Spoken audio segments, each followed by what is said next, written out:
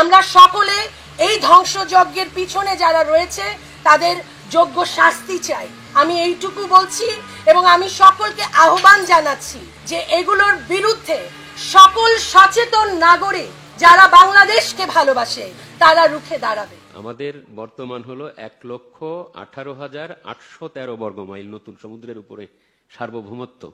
জাতির জনক যে আইন দিয়ে গেছে সেই দিয়ে তার কন্যার হাত ধরে নতুন বাংলাদেশ তৈরি হয়েছে।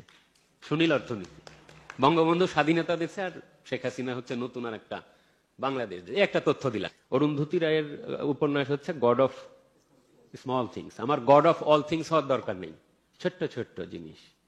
যে বিধবা ভাতা শেখ হাসিনা, রাইট? বাবা মার অভিভাবকের নাম নাই শেখ হাসিনা। আমার সমুদ্র জয় করতে হবে শেখ হাসিনা। গরিব দেশের প্যাটেন্ট নাই, করোনার টিকা বিনা আনতে হবে শেখ হাসিনা। আমার কৃষকের ভাতা পাচ্ছে না শেখ হাসিনা। যেখানেই যাবেন, যেখানেই তুমি স্পর্শ করো না কেন সেখানেই আমার শরীর।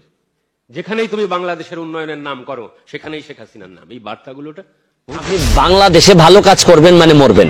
বঙ্গবন্ধু মারা গেছেন, চার নেতা মারা গেছে, আমি কি এগুলো বুঝি না? আপনি বেইজ্জত হবেন এই দেশে, বেইজ্জত হয়ে যাবেন। তারপরে এগুলো আমি ভয় পাই না।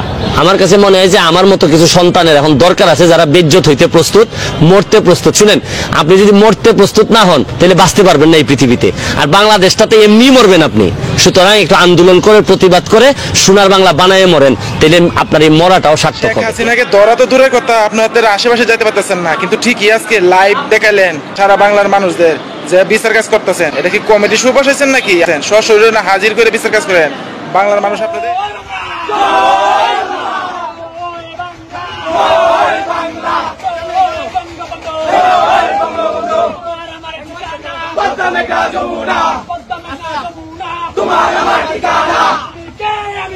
বাঙালি